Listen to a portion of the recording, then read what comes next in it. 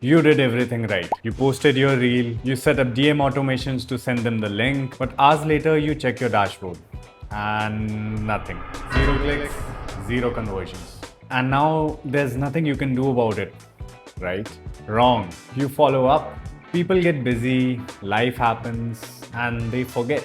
With an automated follow-up or a reminder, you give yourself one big last chance. Creators using follow-ups regularly tell us that their revenue jumps up by a whopping 60 to 100% just from that one extra message.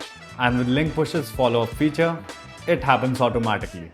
So follow-ups equals to more conversions. It's honestly the simplest and the easiest way to keep people engaged with what you're offering.